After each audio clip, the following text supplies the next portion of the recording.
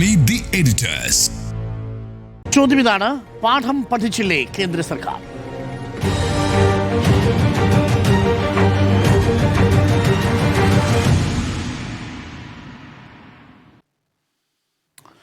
കേസിൽ നിന്ന് ലോക്സഭയിൽ തീപാറുന്ന സംവാദമാണ്. പക്ഷേ അപ്പോഴും പ്രതിപക്ഷ നേതാവിനെ പ്രസംഗം പൂർത്തിയാക്കാൻ അനുവദിക്കാതെ ഇഡിയറ്റ് പരാമർശത്തിൽ കറങ്ങി പ്രതിപക്ഷ നേതാവിൻ്റെ അവസരം അത്രയും കിരൺ റിജിജുവും കുറച്ചൊക്കെ രാജ്നാഥ് സിംഗും ഒക്കെ ഉപയോഗിച്ചുകൊണ്ടാണ് ഇന്ന് ലോക്സഭയിൽ നമ്മൾ പ്രതിരോധം കണ്ടത്.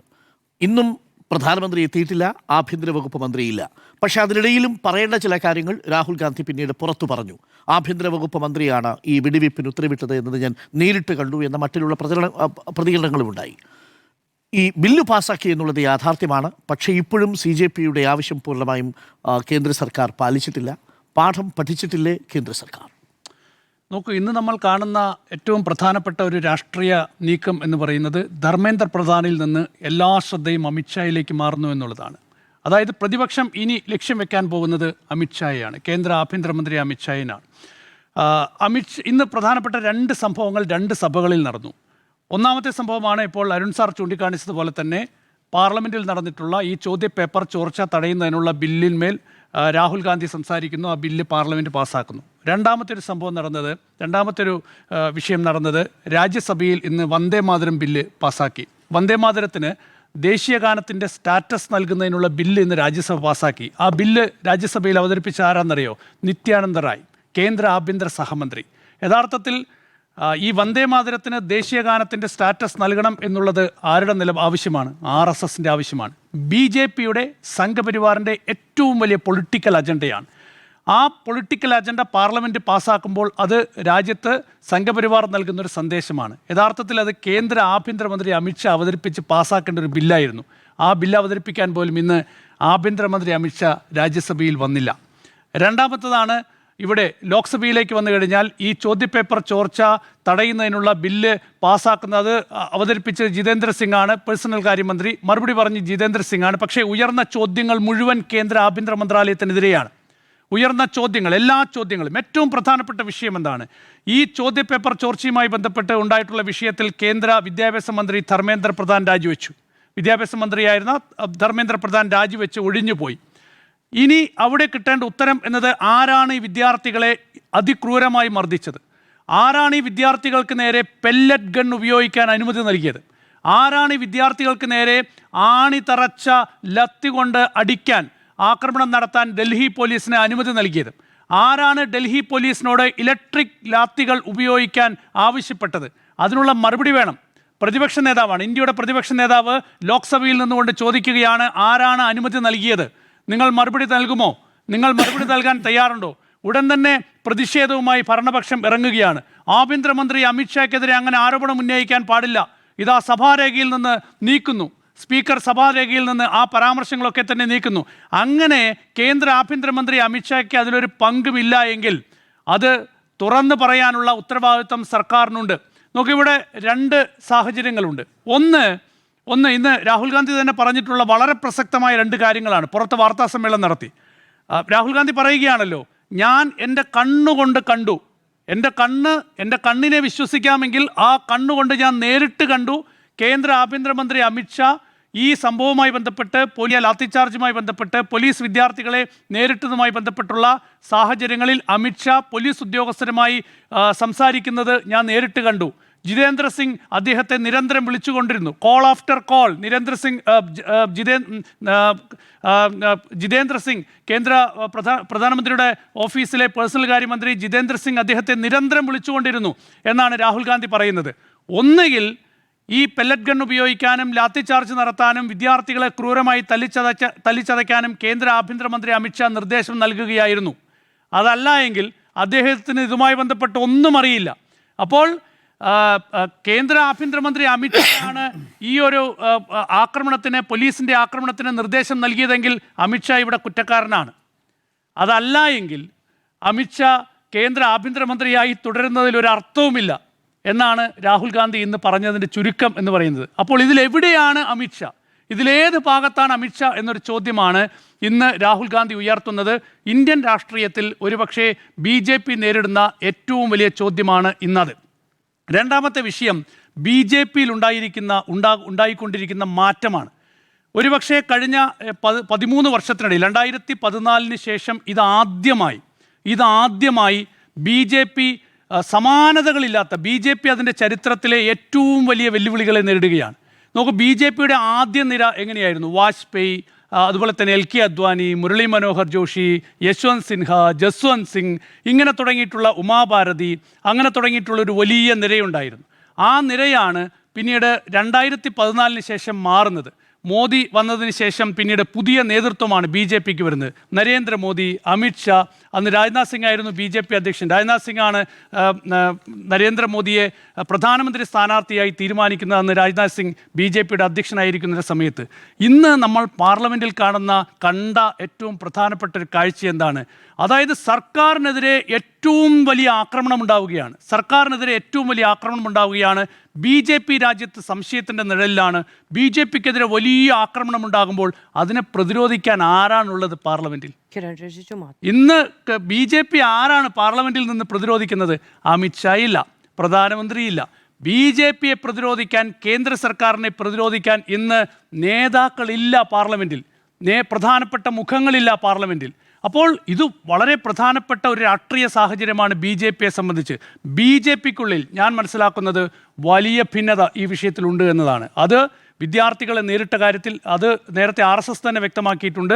വിദ്യാർത്ഥികളെ ഈ രീതിയിൽ കൈകാര്യം ചെയ്ത കാര്യത്തിൽ, വിദ്യാഭ്യാസ മേഖലയിൽ ഉണ്ടായിക്കൊണ്ടിരിക്കുന്ന, ഉന്നത വിദ്യാഭ്യാസ മേഖലയിലെ ഈ പരീക്ഷാ തട്ടിപ്പുമായി ബന്ധപ്പെട്ട് ഉണ്ടായിക്കൊണ്ടിരിക്കുന്ന ഈ വിവാദങ്ങളിൽ ഇതിലൊക്കെ തന്നെ BJP-ക്കുള്ളിൽ വലിയ അഭിപ്രായ ഭിന്നതയുണ്ട്. 2 തട്ടിലാണ് BJP. ആ വിഷയം ഇനി ആളിക്കത്താൻ പോവുകയാണ്. ഒരുപക്ഷെ വരും ഭാവിയിൽ പുറത്തുനിന്നുള്ള എതിർപ്പിനേക്കാൾ, പുറത്തുനിന്നുള്ള നീക്കങ്ങളെക്കാൾ ഒരുപക്ഷെ പ്രധാനമന്ത്രി നരേന്ദ്രമോദിയും കേന്ദ്ര ആഭ്യന്തരമന്ത്രി അമിത്ഷായും നേരിടാൻ പോകുന്നത് BJP-ക്കുള്ളിൽ നിന്നുള്ള വെല്ലുവിളിയായിരിക്കും. BJP-ക്കുള്ളിൽ വലിയ കലാപമാണ് ഇപ്പോൾ ഈ വിഷയത്തിൽ ഉയർന്നതെന്നാണ് ഞാൻ മനസ്സിലാക്കുന്നത്. പല നേതാക്കളും അതൃപ്തരാണ്. BJP-ക്കുള്ളിലായിക്കോട്ടെ, കേന്ദ്ര മന്ത്രിസഭയിലായിക്കോട്ടെ, പല നേതാക്കളും അതൃപ്തരാണ്. അതുകൊണ്ട് ഇത് BJP-ക്കുള്ളിലും വലിയ വിഷയമായി മാറുകയാണ്. അതുകൊണ്ട് ഈ വിഷയത്തിൽ കേന്ദ്ര സർക്കാർ പാഠം പഠിച്ചില്ലേ എന്ന് ചോദിച്ചാൽ, പാഠം പഠിച്ചിരുന്നുവെങ്കിൽ ഒരുപക്ഷെ ഐഷി ഘോഷിനെതിരെ ഒന്നും ഡൽഹി പോലീസ് ഇതുപോലെ പോകില്ല എന്നുള്ളതാണ്. പാഠം പഠിച്ചിരുന്നുവെങ്കിൽ പ്രധാനമന്ത്രിക്കെതിരെ സോഷ്യൽ മീഡിയയിൽ പോസ്റ്റിട്ട സോഷ്യൽ മീഡിയ പേജുകൾക്കെതിരെ നടപടി നീക്കവുമായി ഡൽഹി പോലീസ് പോകില്ല എന്നുള്ളതാണ്. അതുകൊണ്ട് ഇക്കാര്യത്തിലൊന്നും പാഠം പഠിക്കാനൊന്നും പോകുന്നില്ല. പക്ഷേ പാഠം ഈ കുട്ടികൾ പഠിപ്പിക്കാൻ പോകുന്നു എന്നുള്ളതാണ് എൻ്റെ നിലപാട്. മധു, പാഠം പഠിച്ചില്ലേ കേന്ദ്ര സർക്കാർ? എനിക്ക് വലിയ പ്രതീക്ഷയൊന്നുമില്ല. അതായത് മറ്റുള്ളവരൊക്കെ പാഠം പഠിക്കും, അല്ലെങ്കിൽ ഞങ്ങൾ പഠിപ്പിച്ചു കളയും എന്ന നിലപാടാണ് കേന്ദ്ര സർക്കാരിൻ്റെ ഭാഗത്തുനിന്ന് ഉണ്ടാകുന്നത്. ഇപ്പം നമുക്ക് ധർമ്മേന്ദ്ര പ്രധാൻ രാജിവെക്കും നാളെ ഒരുപക്ഷെ എന്ന് വാർത്തകൾ ഉണ്ടായിരുന്നപ്പോൾ ഞാൻ അന്നതിൽ എനിക്കത്ര വിശ്വാസമില്ല എന്നതാണ് പറഞ്ഞത്. കാരണം നമ്മൾ ഈ 10-12 വർഷമായി കാണുന്നൊരു കാര്യമാണല്ലോ. ശരിയാണ്, ധർമ്മേന്ദ്ര പ്രധാൻ രാജിവെച്ചു. ധർമ്മേന്ദ്ര പ്രധാൻ രാജിവെക്കുമ്പോൾ കേന്ദ്രം സമരക്കാർക്ക് മുന്നിൽ വെച്ച 4 പ്രധാനപ്പെട്ട കാര്യങ്ങൾ അത് മുഴുവൻ ലംഘിക്കപ്പെടുകയാണ്. അപ്പോൾ ആ സമരം അതിനെ ഇല്ലാതാക്കുക എന്നതിന് വേണ്ടി മെനഞ്ഞെടുത്തൊരു തന്ത്രം മാത്രമായിരുന്നു പ്രധാന്റെ രാജി. അത് പ്രധാനമന്ത്രിയുടെ രാജിയിലേക്ക് പോകാതിരിക്കാൻ വേണ്ടിയുള്ള, അമിത്ഷായുടെ രാജിക്ക് വേണ്ടിയുള്ള മുറവിളി പ്രതിഷേധക്കാർ ഉയർത്താതിരിക്കാൻ വേണ്ടിയിട്ടുള്ള ഒരു പ്രതിരോധം മാത്രമായിരുന്നു എന്നാണ് മനസ്സിലാക്കാൻ കഴിയുന്നത്. ഇവിടെ ജനാധിപത്യം എന്നൊന്നുണ്ട് എന്നതാണല്ലോ നമ്മുടെയൊക്കെ വിശ്വാസം എന്ന് പറയുന്നത്. ഈ പാർലമെന്റിൽ കാണുന്നതിനെയാണോ നമ്മൾ ജനാധിപത്യം എന്ന് വിളിക്കേണ്ടത്? ഏകപക്ഷീയമായി സഭ മുന്നോട്ട് പോകുന്ന ദൃശ്യങ്ങളല്ലേ നമ്മൾ ഈ കണ്ടുകൊണ്ടിരിക്കുന്നത്. തുടർച്ചയായി ദില്ലി പോലീസ് അതിക്രമവുമായി ബന്ധപ്പെട്ട കാര്യങ്ങൾ ചർച്ച ചെയ്യണമെന്ന് ആവശ്യപ്പെട്ടു പ്രതിപക്ഷം. ഒരു വേദി പോലും കിട്ടിയില്ല, ഒരു വാക്കുപോലും ഉന്നയിക്കാൻ കഴിഞ്ഞിട്ടില്ല. ഒരു സെന്റൻസ് കംപ്ലീറ്റ് ചെയ്യുന്നതിന് മുൻപ് 5-6 ദിവസങ്ങളിൽ തുടർച്ചയായി സഭ പിരിഞ്ഞു പോകുന്ന കാഴ്ചയാണ് കണ്ടത്. മല്ലികാർജ്ജുന ഖാർഗെ പോലെയുള്ള മുതിർന്ന നേതാക്കൾ എഴുന്നേറ്റ് നിന്ന് ഒരു വാക്ക് പിരിയുന്നതിന് മുൻപ് സഭ അഡ്ജേൺ ചെയ്തിരിക്കുന്നു എന്ന് പറഞ്ഞു പോകുന്ന സ്പീക്കർമാരുടെ ധാർഷ്ട്യം നമ്മൾ കണ്ടുകൊണ്ടിരിക്കുകയാണ്. ഏറ്റവും കുറഞ്ഞത് പ്രതിപക്ഷത്തെ ഒരു മുതിർന്ന നേതാവിനെ ബഹുമാനിക്കേണ്ട ജനാധിപത്യത്തിൽ അതുപോലും ഉണ്ടാകാത്ത കാഴ്ചയാണ് നമ്മൾ കണ്ടുകൊണ്ടിരിക്കുന്നത്. പ്രതിപക്ഷത്തിന് സംസാരിക്കാൻ കഴിയാത്ത സാഹചര്യം. ആകെ കിട്ടിയ ഒരു വേദിയാണ് ഈ പറയുന്ന പരീക്ഷാ പരിഷ്കരണ ബില്ലിന്റെ ചർച്ച എന്ന് പറയുന്നത്. പരീക്ഷാ പരിഷ്കരണ ബില്ല് ചർച്ച ചെയ്ത് കഴിഞ്ഞതൊന്ന് പാസ്സാക്കി കഴിഞ്ഞാൽ രാജ്യത്ത് ഇപ്പോഴുണ്ടാകുന്ന എല്ലാ പ്രതിസന്ധിയും, ആരോപണങ്ങളും വിമർശനങ്ങളും നേരിട്ട് കഴിഞ്ഞിരിക്കുന്നു, മറുപടി ആയിരിക്കുന്നു എന്ന് എങ്ങനെയാണ് കേന്ദ്ര സർക്കാർ തീരുമാനിക്കുക? പരീക്ഷാ പരിഷ്കരണം ആവശ്യപ്പെട്ടായിരുന്നോ ഇവിടുത്തെ പ്രതിഷേധം എന്ന് പറയുന്നത്? ആണോ? നീറ്റ് പരീക്ഷ നടക്കുന്നതിൽ പ്രശ്നങ്ങളുണ്ട്, അല്ലാതെ രാജ്യത്തെ പൊതുപരീക്ഷകളുടെ മാനദണ്ഡങ്ങൾ പരിഷ്കരിക്കണമെന്ന് ആവശ്യപ്പെട്ടാണോ ഇവിടെ പ്രതിഷേധം നടന്നത്? ഇപ്പൊ ഇവരിങ്ങനെയല്ലേ പറഞ്ഞു വെക്കുന്നത്? നീറ്റ് പരീക്ഷ ക്രമക്കേടുണ്ടായി, 10-20 കുഞ്ഞുങ്ങളുടെ ആത്മഹത്യയുണ്ടായി, അതുമായി ബന്ധപ്പെട്ട സമരം, സത്യഗ്രഹ സമരമടക്കം 10-26 ദിവസം നടന്നു, അതിനെതിരെ പോലീസ് അതിക്രമമുണ്ടായി. ആ അതിക്രമം അടക്കം ചോദ്യം ചെയ്യപ്പെടുന്ന സമയത്ത് പാർലമെന്റിൽ അതൊന്നും പറ്റില്ല. പരീക്ഷാ പരിഷ്കരണ ബില്ല് ചർച്ച ചെയ്യാം. പരീക്ഷാ പരിഷ്കരണ ബില്ല് ചർച്ച ചെയ്യുന്നു, പ്രതിപക്ഷം ആകെ കിട്ടിയ വേദി ഉപയോഗിക്കുന്നു. അത് രാഹുൽ ഗാന്ധി അടക്കം ഉള്ളവർ ഉന്നയിക്കുന്നു. രാഹുൽ ഗാന്ധി ഇന്ന് പ്രസംഗം പൂർത്തീകരിക്കാൻ സമ്മതിച്ചോ? ഇല്ല. അദ്ദേഹം ഒരു വാക്ക് ഉപയോഗിച്ചു, അത് സഭാരേഖ. അദ്ദേഹത്തിന്റെ മുഴുവൻ പരാമർശങ്ങളും ഏറെക്കുറെ ഇന്ന് സഭയിൽ നിന്ന് നീക്കം ചെയ്യുകയാണ് ചെയ്യുന്നത്. മന്ത്രിമാർ ആവർത്തിച്ച് ഇടപെടുന്നു, പ്രസംഗം തടസ്സപ്പെടുന്ന രീതി ഉണ്ടാകുന്നു. എന്നിട്ട് ഇന്ന് അദ്ദേഹത്തിന്റെ പ്രസംഗം പൂർത്തീകരിക്കാനുള്ള സാഹചര്യം ഉണ്ടാകുന്നില്ല. അതിനെ ചെറുക്കാൻ വേണ്ടി കിരൺ റിജിജു, ഇപ്പൊ കിരൺ റിജിജുവും ജിതേന്ദ്ര സിംഗും ഒക്കെയാണ് പാർലമെന്റിൽ അങ്ങ് പറഞ്ഞ 3ാം തലമുറ നേതാക്കളായി ഭരണപക്ഷത്തിന്റെ പ്രതിരോധമായി ഉയർന്നു നിൽക്കുന്നത്. പ്രതിരോധ മന്ത്രിയും അതിൽ ഒരു തവണ സംസാരിക്കുന്നതും നമ്മൾ കണ്ടു. ഇനി രാജിവെക്കുന്നത് വരെ പ്രതിഷേധം എന്നുള്ളതാണ്. അമിത്ഷാ രാജിവെക്കുന്നത് വരെ പ്രതിഷേധം എന്നാണ് രാഹുൽ ഗാന്ധി ഈ പാർലമെന്റിന് ശേഷം വാർത്താ സമ്മേളനം നടത്തിയപ്പോൾ സംസാരിച്ചത്. അങ്ങനെ ഒന്നും ഉണ്ടാകുമോ? അങ്ങനെ ഒന്ന് എന്ന് പറയുന്നത് ഏറ്റവും നടക്കാത്ത സ്വപ്നം എന്ന് വേണമെങ്കിൽ പ്രതിപക്ഷത്തിന് പറയാൻ കഴിയുന്ന ഒന്നല്ലേ? ധർമ്മേന്ദ്ര പ്രധാന്റെ രാജി പോലും ഏറ്റവും അവസാനത്തെ സമയം സമ്മതിക്കുന്നത് ഒരു ജനറേഷൻ ആകെയും തിരിഞ്ഞുകൊത്തും എന്ന് മനസ്സിലാകുമ്പോഴും ഈ മറ്റു നേതാക്കളിലേക്ക് ആ വാൾമുന നീളരുത് എന്ന നിർബന്ധ ബുദ്ധിയും ഉള്ളത് കൊണ്ടാണ് അമിത്ഷായുടെ രാജി എന്നൊന്നും ചിന്തിക്കുകയോ പറയുകയോ ചെയ്യുന്ന ഒരു പ്ലാറ്റ്ഫോം ഉണ്ടാകില്ല എന്നതാണ്. രാജ്യത്ത് ഇപ്പൊ നോക്കൂ, ദില്ലി പോലീസ് അതിക്രമവുമായി ബന്ധപ്പെട്ട് ആരോടാണ് നമ്മൾ ചോദിക്കുക? ദില്ലി പോലീസ് ഒരു വാർത്താ സമ്മേളനം നടത്തുമോ? ഇല്ല. ദില്ലി പോലീസ് വാർത്താ സമ്മേളനം നടത്തില്ല. ഇനി ദില്ലി സർക്കാരുമായി ബന്ധപ്പെട്ട ആരെങ്കിലും വാർത്താ സമ്മേളനം നടത്തുമോ? ഇല്ല. അമിത്ഷായ്ക്കാണ് ദില്ലി പോലീസിന്റെ ചുമതലയുള്ളത്, പോലീസ് നടപടികളുടെ ഉത്തരവാദി. അദ്ദേഹം വാർത്താ സമ്മേളനം നടത്തുമോ? ഇല്ല. വാർത്താ സമ്മേളനങ്ങൾ പോട്ടെ, പാർലമെന്റിൽ ഇത് ചോദിക്കാനുള്ള അവസരമില്ല, പാർലമെന്റിൽ മറുപടിയില്ല, അദ്ദേഹം പാർലമെന്റിലേ ഇല്ല. അപ്പൊ ഈ കാര്യങ്ങൾ ചോദിക്കാൻ ജനാധിപത്യ ഇന്ത്യയിൽ ഒരു വേദിയില്ല എന്നതാണ് യാഥാർത്ഥ്യം. രാജ്യം ഏറ്റവും കൂടുതൽ ചർച്ച ചെയ്യപ്പെട്ട ഒരു വേദി, ഒരു പ്രശ്നം ചർച്ച ചെയ്യാൻ ജനാധിപത്യ ഇന്ത്യയിൽ വേദിയില്ല എന്നതാണ് യാഥാർത്ഥ്യം. എന്നിട്ടും നമ്മൾ പറയുന്നത് നമ്മുടെ രാജ്യമാണ് ജനാധിപത്യത്തിന്റെ ഏറ്റവും മഹത്തായ ഉദാഹരണം എന്നതാണ്. ഒന്നുകൂടി, പാഠം പഠിച്ചില്ലേ കേന്ദ്ര സർക്കാർ എന്നുള്ളതാണ് ചോദ്യം. ഒരു പാഠവും പഠിച്ചിട്ടില്ലെന്ന് മാത്രമല്ല, ഇനി വരും ദിവസങ്ങളിൽ പാഠം പഠിപ്പിക്കാൻ ഒരു തലമുറ തയ്യാറായി നിൽക്കുന്നു എന്നുള്ളതാണ് എൻ്റെ ടേക്ക്. നമ്മൾ ഈ സംസാരിക്കുന്ന നിമിഷം മധ്യപ്രദേശിലെ ഭോപ്പാലിൽ കർഷകർ വലിയ പ്രതിഷേധത്തിലാണ്. 2000-ഓളം കർഷകർ അവിടെ ഈ ചെറുപ്പക്കാരായിട്ടുള്ള കുട്ടികളുമായി മോഹൻ യാദവ് എന്ന മുഖ്യമന്ത്രിയുടെ വസതിയിലേക്ക് മാർച്ച് ചെയ്യുകയാണ്. കർഷകരും CJPയും ന്യൂജൻസിയും കൂടി ഒരുമിച്ച് ഒരു പ്രതിരോധ നിര കെട്ടിപ്പടുത്താൽ അതിനെ പ്രതിരോധിക്കാനുള്ള ആയുധങ്ങളൊന്നും നരേന്ദ്രമോദിയുടെയും അമിത്ഷായുടെയും കൈകളിലില്ല. ഇന്ന് അതാണ് ലോക്സഭയിൽ നമ്മൾ കണ്ടത്. ദുർബലമായ പ്രതിരോധമായിരുന്നു ഭരണപക്ഷത്ത് നിന്ന്. JP നദ്ദയുടേതാണെങ്കിലും ശരി, കിരൺ റിജിജുവിൻ്റേതാണെങ്കിലും ശരി, ജിതേന്ദ്ര സിംഗിൻ്റേതാണെങ്കിലും ശരി. ഈ പാഠം പഠിക്കുന്നില്ല എന്ന് പറയാൻ 3 കാരണങ്ങളാണ്. ഒന്ന്, ഇതാ നോക്കൂ, രാജ്യം ഉറ്റുനോക്കുന്ന വളരെ പ്രധാനപ്പെട്ട ഒരു ബില്ലിൽ, രാജ്യം ഉറ്റുനോക്കുന്ന ഒരു വലിയ പ്രതിഷേധത്തിൻ്റെ ഭാഗമായി വരുന്ന ഒരു നിയമനിർമ്മാണത്തിൽ രാജ്യത്തിൻ്റെ പ്രധാനമന്ത്രി പങ്കെടുത്തിട്ടില്ല.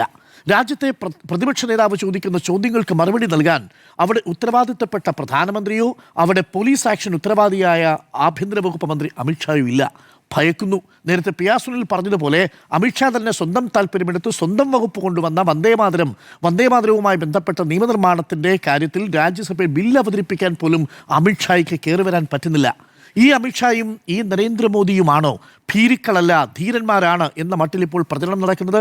ആരുടെ മുന്നിലാണ് ഈ കുട്ടികൾ തോറ്റുപോകുന്നത്, ഈ നേതാക്കൾ തോറ്റുപോകുന്നത്? കുറച്ച് കുട്ടികളുടെ മുന്നിൽ. IC ഘോഷിനെ പോലെ അല്പസമയം മുമ്പ് നമ്മളോട് വന്നിരുന്ന് പറഞ്ഞ പെൺകുട്ടിയുടെ മുന്നിൽ ഈ പറയുന്ന BJPയുടെ നേതൃനിര കീഴടങ്ങുന്ന കാഴ്ചയാണ് നമ്മൾ കാണുന്നത്. ഇല്ലെങ്കിൽ എവിടെ പാർലമെന്റിൽ അമിത്ഷാ, എവിടെ പാർലമെന്റിൽ പ്രധാനമന്ത്രി? മറുപടി പറയേണ്ട ചോദ്യങ്ങളല്ലേ ഇന്ന് പ്രതിപക്ഷ നേതാവ് ചോദിച്ചത്? എന്നിട്ട് ഇഡിയറ്റ് എന്നൊരു വാക്കിനെ ചൊല്ലി മാത്രം സഭയിൽ കുറച്ച് സമയം ശല്യപ്പെടുത്തുക. അപ്പോൾ അതോടുകൂടി പ്രതിപക്ഷ നേതാവിൻ്റെ വായടയ്ക്കാൻ കഴിയുമല്ലോ. പ്രതിപക്ഷ നേതാവ് എപ്പോൾ ശബ്ദിക്കാൻ എണ്ണിച്ചാലും അപ്പോൾ സ്പീക്കറിന് പാർലമെന്റേതര പ്രയോഗം എന്ന മട്ടിൽ ചില കാര്യങ്ങൾ ചട്ടവിരുദ്ധമാണ്, അത് നീക്കണം എന്ന മട്ടിൽ.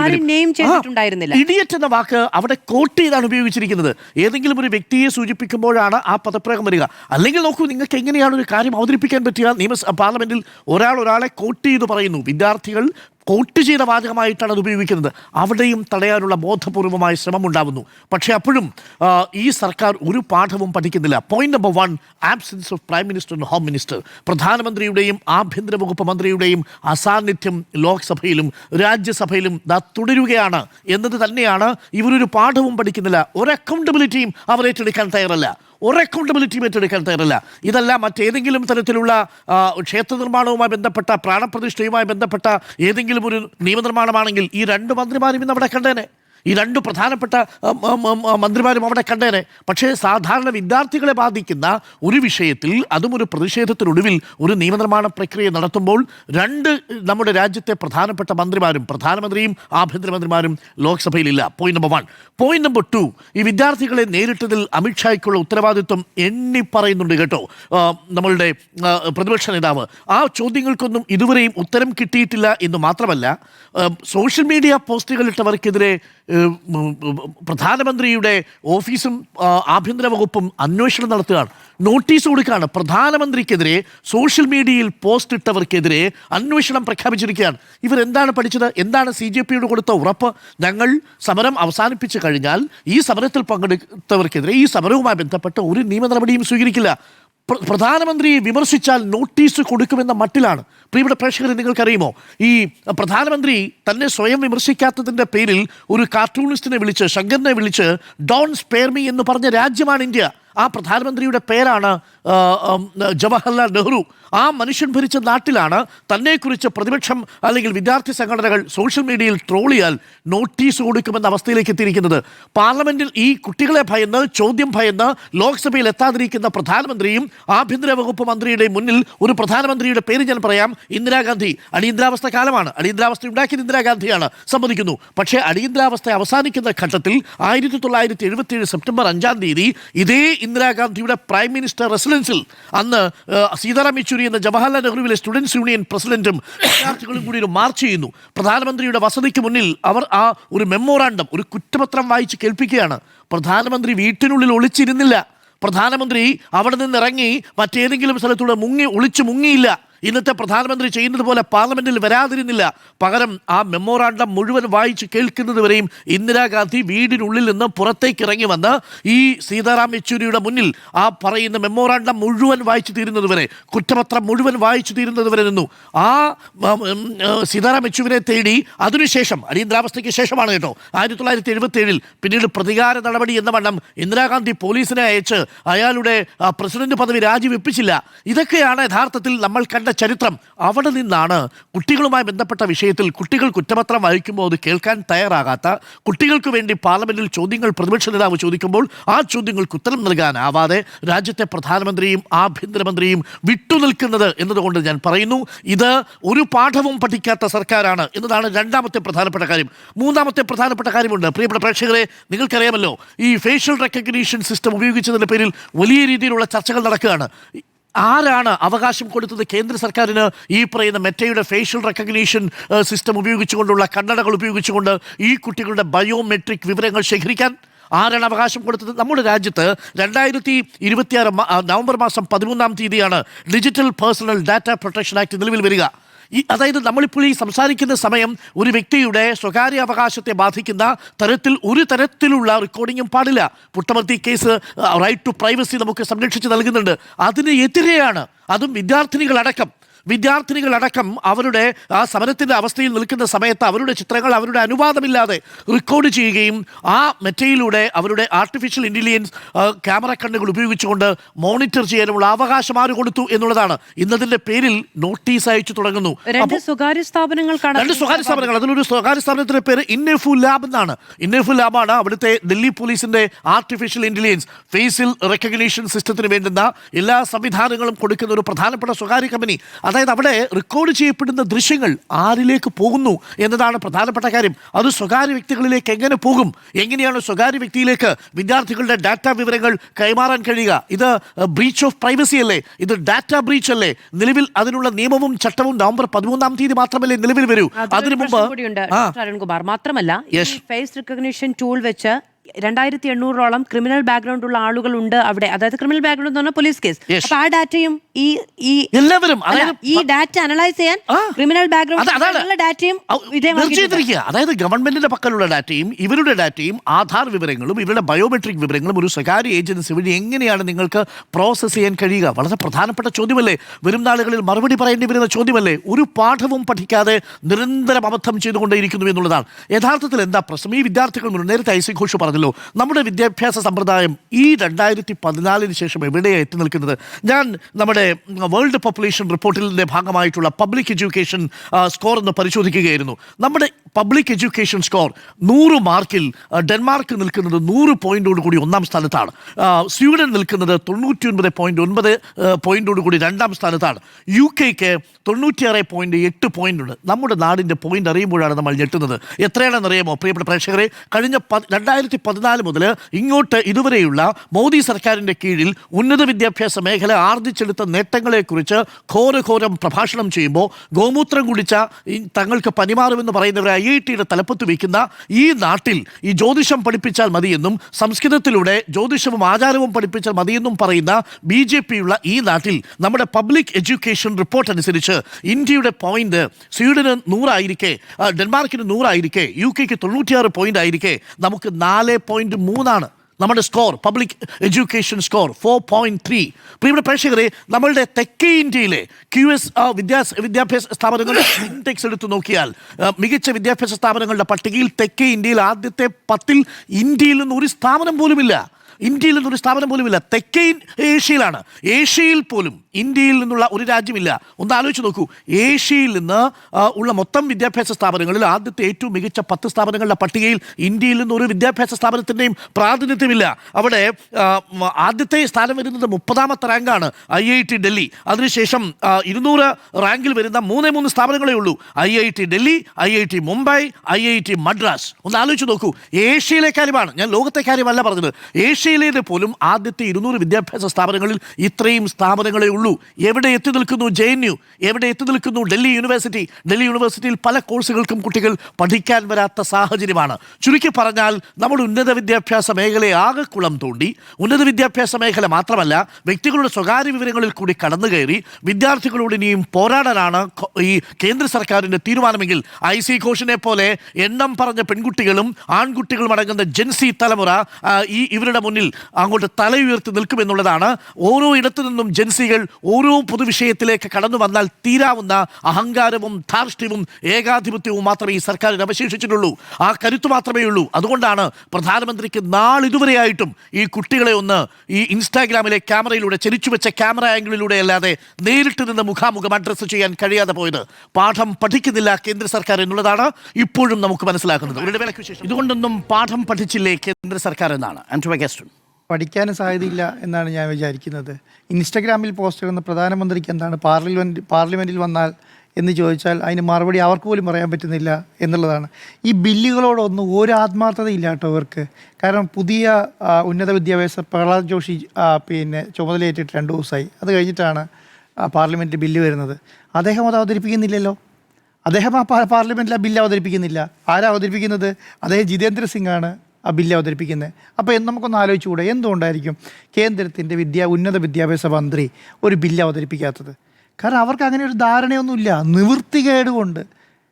നിവൃത്തികേട് കൊണ്ട് അവരാദ്യം വന്ന് പറഞ്ഞു നോക്കി, ഞങ്ങളിത് ആൻറ്റി പേപ്പർ ലീഗ് ബില്ല് അവതരിപ്പിക്കാൻ പോവുകയാണെന്ന് പറഞ്ഞു പോയി. അതിന് ശേഷമാണ് കേട്ടോ ഈ പറയുന്ന സംവിധാനങ്ങളൊക്കെ വന്നത്. അതുകൊണ്ടാണ് ഈ പുതിയ ഈ വിദ്യാർത്ഥികളും സമരക്കാരും പുതിയ CJP എല്ലാം പുതിയ ആവശ്യങ്ങൾ മുന്നോട്ട് വെച്ചത്. അതിൻ്റെ അകത്ത് ഈ ആൻറ്റി പേപ്പർ ലീഗ് ബില്ലില്ല. അപ്പോൾ അതിന് മുൻപ് ഇങ്ങനെ ഒരു ബില്ല് അവതരിപ്പിച്ചതെല്ലാം സോൾവ് ആക്കാം എന്ന് വിചാരിച്ചിട്ടാണ് ഈ ബില്ല് അന്ന് പ്രഖ്യാപിച്ചത്. അതുകൊണ്ട് നിവൃത്തിയില്ലാതെ വന്ന് അവതരിപ്പിച്ചിട്ട് പോവുകയാണ്. അതുകൊണ്ട് എന്താ സംഭവിച്ചത്? അതുകൊണ്ട് അവിടെ പ്രതിപക്ഷത്തിന് സംസാരിക്കാനൊരു വേദി കിട്ടും എന്ന് വിചാരിച്ചിട്ട് പ്രതിപക്ഷം എണീക്കുന്നതിന് അപ്പുറം ആൾ എണീക്കുകയാണ്. ഇവിടെ പ്രതിപക്ഷം എണീറ്റ് നിൽക്കാൻ സമ്മതിക്കുന്നില്ല. അത് കഴിഞ്ഞ് രാഹുൽ ഗാന്ധി എന്നാൽ പിന്നെ നിങ്ങൾ സംസാരിക്കുന്നവന്ന് ഇരുന്നു കഴിഞ്ഞപ്പോൾ പറയും എന്നാൽ പിന്നെ നിങ്ങൾ സംസാരിക്കും. ഇതാണ് അവസ്ഥ. ഒന്ന് ആലോചിച്ച് നോക്കിക്കേ. ഒരു ചർച്ച, ഒരു ജനാധിപത്യ രീതിയിലായ ഒരു സാധാരണ പാർലമെൻറ്റ് വിടൂ, ഒരു സാധാരണ സ്ഥലത്ത് ഒരു ചർച്ച നടത്തിയാൽ പറയാനുള്ളവന് പറയുകയും പറയാനുള്ളത് കേൾക്കാനൊരു മനസ്ഥിതി ഉണ്ടാവുമല്ലോ. അതില്ല. അത് പറഞ്ഞ് തീരുന്നതിന് മുന്നേ ബില്ല് പാസ്സാക്കി പോവുകയാണ്. അപ്പോൾ ഇതിനോട് എന്ത് ആത്മാർത്ഥയാണ്? ഈ ലോകത്ത് അല്ലെങ്കിൽ ഈ രാജ്യത്ത് എന്തെങ്കിലും മാറ്റം ഈ ബില്ല് കൊണ്ട് ഉണ്ടാവണം. ഇത് രാജ്യത്തെ ജനങ്ങൾ അറിയണം. ഈ ബില്ലുണ്ടാക്കി പെട്ടിയിൽ വെച്ചാൽ എല്ലാവരും അറിയോ? ഇതറിയണം. ഇത് ജനങ്ങൾക്ക് പണ്ട് ഒരു കോടതിയെ കുറിച്ച് പറയുന്ന ഒരു കാര്യമുണ്ട്. അതൊരു വിധി പുറപ്പെടുവിച്ച അപ്പുറം അത് ജനങ്ങൾക്കും കൂടെ ബോധ്യമാകുന്ന രീതിയിൽ വിധി പുറപ്പെടുവിക്കുക എന്ന് പറയുമല്ലോ. അതുപോലെ ഒരു ബില്ലുണ്ടാക്കിയിട്ടില്ല. അതെന്തിനാ? ജനങ്ങളെ അറിയിക്കണം. അതിന് വേണ്ടിയിട്ടാണ് ചർച്ച ചെയ്യുന്നത്. അതിലുള്ള എല്ലാ കാര്യങ്ങളും അങ്ങോട്ടും ഇങ്ങോട്ടും ചർച്ച ചെയ്ത് അതിലൊരു രൂപരേഖ ഉണ്ടാക്കി ആ ബില്ല് പാസ്സാക്കണം എന്നുള്ളതാണല്ലോ. അതിനോട് എന്ത് ജനാധിപത്യ രീതിയിലുള്ള നയമാണെന്ന് BJP പാർലമെൻറ്റ് സ്വീകരിച്ചത്? ഒന്ന് ആലോചിച്ച് നോക്കിക്കേ. ഒരു കാര്യം സംസാരിക്കുന്നില്ല എന്നുള്ളതാണ്. വിദ്യാർത്ഥികളെ ഡൽഹിയിൽ തല്ലി ചതച്ചത് ഇന്ത്യ മുഴുവൻ കണ്ടതാണ്, അല്ലേ? പെല്ലറ്റ് തോക്ക് ഉപയോഗിച്ചത് ഇന്ത്യ മുഴുവൻ കണ്ടതാണ്. AK-47 ഉപയോഗിച്ചത് ഇന്ത്യ മുഴുവൻ കണ്ടതാണ്. അതിന് മറുപടി ആരാണ് പറയേണ്ടത്? അതിനൊരു ആഭ്യന്തരമന്ത്രി ഈ രാജ്യത്തിന് ഇല്ലേ? ആ മന്ത്രിയോടല്ലേ ചോദ്യം ചോദിക്കേണ്ടത്? അതിന് വേണ്ടിയിട്ടാണല്ലോ പാർലമെൻറ്റ് ഉള്ളത്. ആ പാർലമെൻറ്റിൽ വന്ന് ചോദ്യം ചോദിക്കാൻ നോക്കുമ്പോൾ അവിടെ ആഭ്യന്തരമന്ത്രി ഇല്ല. എന്നാൽ ശരി, പ്രധാനമന്ത്രിയോട് ചോദിക്കാം. പ്രധാനമന്ത്രി ഇല്ല. ആഭ്യന്തര സഹമന്ത്രി ഉണ്ടോ? ആഭ്യന്തര സഹമന്ത്രി ഇല്ല. ആഭ്യന്തരമന്ത്രി ഇല്ല, ആഭ്യന്തര സഹമന്ത്രി ഇല്ല, പ്രധാനമന്ത്രി ഇല്ല. പിന്നെ ആരോടാ ചോദിക്കേണ്ടത്? രാജ്നാഥ് സിംഗിനോടോ ആണോടെ ചോദിക്കേണ്ടത്? അദ്ദേഹം ആരാ? അദ്ദേഹം എന്ന് പറയുന്നത് സൈന്യവുമായിട്ടാണോ ഇനി ഇന്ത്യൻ ജനങ്ങൾ സംസാരിക്കുന്നത്? ഇന്ത്യയിലെ പോലീസൊന്നുമായിട്ടൊരു ബന്ധവും ഉള്ള കാര്യങ്ങളില്ലേ പാർലമെൻറ്റിൽ? ഇതൊക്കെ ആരോടാണ് പറയുന്നത്? ഇത് ഇന്ത്യയിലെ ജനങ്ങൾ കാണുന്നില്ല എന്ന് വിചാരിക്കുന്നുണ്ടോ? ഓരോ അടിയും ഓരോ പെല്ലറ്റും കൊണ്ടത് ഇന്ത്യയിലെ ഓരോ വിദ്യാർത്ഥികളുടെ മുകളിലാണ്, അല്ലേ? അത് മനസ്സിലാക്കാനുള്ള ബോധ്യം ഇവർക്കുണ്ടോ? അപ്പം എന്നിട്ട് ഇപ്പോൾ എന്താണ് ഈ ഐഷി ഘോഷ് പറഞ്ഞതുപോലെ ഈ പറയുന്ന വൈരാഗ്യം തീർക്കുകയാണ്. വൈരാഗ്യം തീർക്കുന്നത് എങ്ങനെയാണ്? മുഴുവൻ ആൾക്കാരുടെ വീഡിയോ എടുത്ത് സെർച്ച് ചെയ്യാണ്. ഇതാരാണ്? ഇവരുടെ വീട് എവിടെയാണ്? ഇതെന്താ സ്ഥലം? ഇദ്ദേഹത്തിൻ്റെ ബാക്ക്ഗ്രൗണ്ട് എന്താണ്? ഇതെല്ലാം സെർച്ച് ചെയ്തിട്ട് 5 വർഷവും 8 വർഷവും മുൻപുള്ള ഏതെങ്കിലും സമരത്തിൻ്റെ കേസ്, ഇത് പിടിച്ചു പറിച്ച കേസല്ല കേട്ടോ, ഇത് പീഡന കേസല്ല കേട്ടോ, ഇത് സമരം നടത്തിയ കേസാണ്. സമരം നടത്തിയ കേസിൻ്റെ ആ വാറണ്ട് എടുത്ത് വരികയാണ് 5 വർഷം കഴിഞ്ഞിട്ട്. അതാണ് ഐഷി ഘോഷ് ചോദിക്കുന്നത്. ഞാൻ ഇത്രയും നാളും ജന്തർ മന്ദർ ഉണ്ടായിരുന്നില്ലേ? 2 മാസം ജന്തർ മന്ദർ ഉണ്ടായല്ലോ. ഞാൻ സമരത്തിന് മുന്നണി പോരാളിയായിരുന്നില്ലേ? എന്നെ അവിടെ അറസ്റ്റ് ചെയ്തില്ലല്ലോ. അവിടെ അറസ്റ്റ് ചെയ്ത പ്രശ്നമാണെന്ന് ആർക്കറിയാം? BJPക്ക് അറിയാം. അങ്ങോട്ട് പോയില്ല. എൻ്റെ വീട് സിറ്റിയിലാണല്ലോ, ഞാൻ അവിടെ താമസിക്കുന്നുണ്ടായിരുന്നല്ലോ. ഒരു നോട്ടീസ് തന്നോ? വരണ്ട. ഒരു സ്ത്രീയല്ലേ? ഇന്ത്യയിലുള്ള ഒരു സ്ത്രീകളെ എങ്ങനെയാണ് പോലീസ് നേരിടുന്നത് എന്നുള്ളതാണ്. വളരെ ചെറിയ പ്രായത്തിൽ ഒരു പാർട്ടിയുടെ അല്ലെങ്കിൽ ഒരു പ്രസ്ഥാനത്തിൻ്റെ അല്ലെങ്കിൽ ഒരു യുവജന പ്രസ്ഥാനത്തിൻ്റെ ഏറ്റവും മുകളിലിരിക്കുന്ന ഒരാൾ എന്നുള്ള നിലയ്ക്കുള്ള ബഹുമാനം കൊടുക്കണ്ട. പക്ഷേ ഇന്ത്യയിൽ ഒരു സ്ത്രീക്ക് കൊടുക്കുന്ന, ഒരു കുട്ടിക്ക് കൊടുക്കുന്ന, പെൺകുട്ടിക്ക് കൊടുക്കുന്ന മാന്യമായ ബഹുമാനം കൊടുക്കണ്ടേ? ഒരു നോട്ടീസ് കൊടുത്തിട്ട് നാളെ രാവിലെ സ്റ്റേഷനിൽ വരണം എന്ന് പറഞ്ഞൂടെ? ഇത് പിടിയിട്ട പുള്ളിയെ കൊടുത്തപോലെ പാർട്ടിയുടെ ആസ്ഥാനത്തേക്ക് വരികയാണ്. എന്തിനാ ഈ പാർട്ടിയുടെ ആസ്ഥാനത്തേക്ക് വരുന്നത്? മെസ്സേജാണ്. ഇനി ഇതുപോലെ ഒരു സമരം നടത്താൻ ഒരാളും ജന്തർ മന്ദിറിലേക്ക് വരണ്ട. വന്നാൽ നിങ്ങളുടെ എല്ലാം ഒരു കാര്യമുണ്ട്. ഐഷി AKG ഭവനിലുണ്ട് എന്ന് പോലീസിന് എങ്ങനെ മനസ്സിലായി? അതാ പറയുന്നത്. അതാണ് പറയുന്നത്. അതൊരു മെസ്സേജാണ് മാധു. എന്താണ്? നിങ്ങൾ SFI എന്നും DYFI എന്നൊന്നും പറഞ്ഞ് ജന്തർ മന്ദിറിലേക്ക് വരാൻ പറ്റില്ല, നിങ്ങളുടെ എല്ലാ അവസ്ഥ ഇതാണ് എന്നുള്ളൊരു മെസ്സേജ് കൊടുക്കാനാണ് അവിടേക്ക് വരുന്നത്. അത് പാളിപ്പോയി എന്നുള്ളതാണ്. അത് പാളിപ്പോവുകയും അത് ഇന്ത്യ ചർച്ച ചെയ്തു എന്നുള്ളതാണ്. ഈ BJPയെ സംബന്ധിച്ചിടത്തോളം BJP 12 വർഷമായി നേരിടാത്ത ഏറ്റവും വലിയ പ്രതിസന്ധിയാണ് PR സുനിൽ നേരത്തെ പറഞ്ഞ പോലെ ഇപ്പം നേരിട്ടുകൊണ്ടിരിക്കുന്നത്. ഇവർക്ക് ന്യായീകരിക്കാൻ ആളെ കിട്ടുന്നില്ല എന്നുള്ളതാണ്. ഇവർക്ക് ന്യായീകരിക്കാൻ ഒരാളെ പോലും കിട്ടുന്നില്ല. ഇപ്പം TG മോഹൻദാസിനെ ന്യായീകരിക്കാൻ RSSകാരെ കിട്ടുന്നില്ലല്ലോ. കിട്ടുന്നുണ്ടോ? ഏതെങ്കിലും RSSകാരനെ BJPക്കാരെ കിട്ടുന്നുണ്ടോ? ഇത് തന്നെയാണ് സെൻട്രൽ അവസ്ഥ. കാരണം അവർക്ക് മാധ്യമങ്ങൾക്ക് ന്യായീകരിക്കാൻ കഴിയുന്നില്ല എന്നുള്ളതാണ്. നാഷണൽ മീഡിയകളെല്ലാം ഇപ്പോൾ നോക്കുന്നതറിയോ? നിങ്ങൾ എങ്ങനെയെങ്കിലും വേറെ വിഷയത്തെ കൊണ്ടുവരുമെന്നാണ് പറയുന്നത്. ഒരു വിഷയം കഴിയുമ്പോൾ എന്താണ് E20 ആണ് വരുന്നത്. അടുത്ത വിഷയം എന്ന് പറയുന്നത് എന്താണ്? അയോധ്യ കിടക്കുകയാണ്. അടുത്ത വിഷയം എന്ന് പറഞ്ഞാൽ കർഷകരുടെ പ്രശ്നമാണ് പറയുന്നത്. അപ്പോൾ അവർക്ക് നാഷണൽ മീഡിയയ്ക്ക് ഇത് വഴിതിരിച്ചു വിടാനേ കഴിയുന്നില്ല. കാരണം ബാക്ക് ടു ബാക്ക് വരുന്നതെല്ലാം BJP, anti Modi, anti government വാർത്തകളും അതുപോലെയുള്ള സമരങ്ങളുമാണ് വരുന്നത്. ഈ സമരങ്ങൾ അടിച്ചമർത്താൻ ഇത്രയും നാൾ ചെയ്ത് എന്താണ്? ഇത്രയും ഒരു പ്രൊപ്പഗൻഡ ചെയ്തു വിടും. എന്താണ്? ലോകത്തെ ഏറ്റവും നല്ല ഭരണാധികാരി നരേന്ദ്രമോദിയാണ്. ലോകത്തെ ഏറ്റവും വികസനം നടക്കുന്നത് ഇന്ത്യയിലാണ്. ഏറ്റവും വിദ്യാർത്ഥികളും യുവജനങ്ങളും ഉള്ളത് ഇന്ത്യയിലാണ്. അവർ മുഴുവൻ BJPയുടെ സപ്പോർട്ടേഴ്സാണ്. ലോകത്തെ ഏറ്റവും വലിയ പാർട്ടി ഏതാണ്? BJP ആണ്. ലോകത്തെ ഏറ്റവും വലിയ സന്നദ്ധ സംഘടന ഏത്? RSS ആണ്. ഇങ്ങനെ ഒരു പ്രൊപ്പഗൻഡ ആരുണ്ടാക്കിയും? ഈ പറയുന്ന നാഷണൽ മീഡിയകളെല്ലാം ഉണ്ടാക്കി വിടുന്നു. ഇപ്പോൾ അത് ജനങ്ങൾക്ക് തിരിച്ചറിഞ്ഞു. അവർ ചോദിക്കാൻ തുടങ്ങി, ഇങ്ങനെയാണോ ഒരു രാജ്യത്തെ മുന്നോട്ട് കൊണ്ടുപോകുന്നത്? ഇത് പെട്രോളും സാമാന്യ ബോധമുള്ള ആൾക്കാർക്ക് മനസ്സിലാവില്ല. പെട്രോളിൻ്റെ അകത്ത് പച്ചവെള്ളം ഒഴിച്ചിട്ട് ഓടിക്കണം എന്ന് പറയുമ്പോൾ ഉണ്ടാകുന്ന അവസ്ഥ എന്താ? അത് മനസ്സിലാക്കില്ല എന്നാണ് വിചാരിക്കുന്നത്. ഇന്ന് ഈ എത്തനോൾ അടിച്ച വണ്ടികളുടെ എല്ലാം കാർബറേറ്ററും ഇഞ്ചിനും എല്ലാം കംപ്ലൈൻ്റ് ആയിട്ട് വർക്ക്ഷോപ്പിൽ കിടക്കുകയാണ്. എന്നിട്ടും അതിനെ ന്യായീകരിച്ചുകൊണ്ടിരിക്കുകയാണ്. E20 അതും ജനങ്ങൾക്ക് മനസ്സിലാവും. സാർ നോർമലി ചിന്തിച്ചാൽ മതി. ഓട്ടോ തൊഴിലാളികളും ടാക്സി തൊഴിലാളികളും ഏത് ഇന്ത്യയുടെ ആസ്ഥാനത്ത് സമരം നടത്തുകയാണ് നാളെ. ഇന്ത്യയുടെ ആസ്ഥാനത്ത് പോയിട്ട് ഓട്ടോ തൊഴിലാളി, ടാക്സി തൊഴിലാളി ഇവരുടെ സമരം പോലും ഇങ്ങനെ ഉണ്ടാവും എന്നുള്ളത് ചിന്തിക്കുകയും ഇവരിതിനേക്കാൾ ബുദ്ധിമുട്ടുന്നുണ്ട് ചിന്തിക്കുന്നുള്ള അവസ്ഥയിലേക്ക് എത്തിയിട്ടില്ല എന്നുള്ളതാണ്. അത് പിന്നെ പഞ്ചസാര 30 രൂപ ഉണ്ടായിരുന്ന പഞ്ചസാരയ്ക്ക് 45-55 ആയി വില. മനസ്സിലായില്ലേ? എന്നിട്ട് അത് ഉപയോഗിക്കുന്ന ആൾക്കാർ മുഴുവൻ ദുരിതത്തിൽ പോയിക്കോട്ടെ എന്ന് പറയുകയാണ്. പെട്രോളിൻ്റെ ഡീസലിൻ്റെ വില യുദ്ധത്തിൻ്റെ കാര്യം പറഞ്ഞിട്ട് കിട്ടി. ഇന്ന് ഇന്ത്യയിൽ അവൈലബിലിറ്റി ഇല്ല എന്ന് പറഞ്ഞ് നിന്നാണ്. ഇപ്പോൾ അവൈലബിലിറ്റി ഉണ്ടല്ലോ, എന്തുകൊണ്ട് കുറയ്ക്കുന്നില്ലല്ലോ. ഈ നമ്മുടെ വളരെ ചെറിയ സംസ്ഥാനമായ കേരളത്തിലെ വിലക്കയറ്റം നോക്കിയാൽ ചായക്ക് 15 രൂപ കൊടുക്കേണ്ട അവസ്ഥയാണ്. ഇത് കേരളം വരുത്തി വെക്കുന്നതല്ല കേട്ടോ. കേന്ദ്രം വരുത്തിയൊക്കെ ഒരു ചായ കിട്ടാൻ 15 രൂപ കൊടുക്കേണ്ട അവസ്ഥയാണ്. അപ്പോൾ ഇത് ജനങ്ങൾക്ക് മനസ്സിലാകുന്നില്ല എന്നാണോ വിചാരിക്കുന്നത്? ഇവർക്ക് വരുമാനം അതനുസരിച്ച് കൂടുന്നുണ്ടോ? ഈ വിദ്യാർത്ഥികളെ കുറ്റം പറഞ്ഞ കാര്യമുണ്ടല്ലോ, തൊഴിലില്ലാത്തവരെ കുറ്റം പറഞ്ഞ കാര്യമുണ്ടോ? അവർക്ക് ജീവിക്കാനുള്ള സംവിധാനമില്ല, കാർഷിക വിലയില്ല. കാർഷിക വിലയ്ക്ക് എന്താണ് എല്ലാം കൊണ്ട് അമേരിക്കയ്ക്ക് അടിയറ വെച്ചു. അമേരിക്കയിൽ ഉണ്ടാക്കുന്ന സാധനം മുഴുവൻ ഇന്ത്യയിലേക്ക് വിട്ട് വന്നോട്ടെ എന്നുള്ള നിലയിലേക്ക് ആക്കി. അപ്പോൾ ഇതൊക്കെ ജനങ്ങൾക്ക് മനസ്സിലായി. വലിയ ശക്തമായ സമരം വരുന്ന സമയത്ത് പാർലമെൻറ്റിൽ BJPയെ സപ്പോർട്ട് ചെയ്യാൻ ആളില്ല, BJPക്ക് വേണ്ടി ന്യായീകരിക്കാൻ ആളില്ല. ഞാൻ ആ പാർലമെൻറ്റിൻ്റെ മന്ത്രിമാരുടെ സെക്ഷനിലേക്ക് നോക്കുമ്പോൾ ഒരു രാജ്നാഥ് സിംഗ് ഉണ്ട്, ഒരു പ്രാവശ്യം എണീറ്റത് BJPക്കാരോട് മിണ്ടരുതെന്ന് പറഞ്ഞു. എന്നിട്ട് പുള്ളി അവിടെ ഇരുന്നു.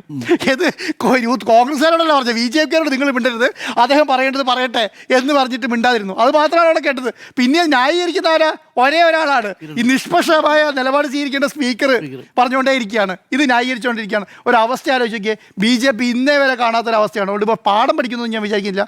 പാഠം പഠിക്കേണ്ടതാണെങ്കിൽ ഈ സമയത്തുള്ളിൽ പഠിച്ചേനെ എന്നാണ് ഞാൻ വിചാരിക്കുന്നത്. പാഠം പഠിച്ചില്ലേ എന്ന ചോദ്യത്തിന് 4 പേരുടെയും ഉത്തരം നോ എന്നാണ്.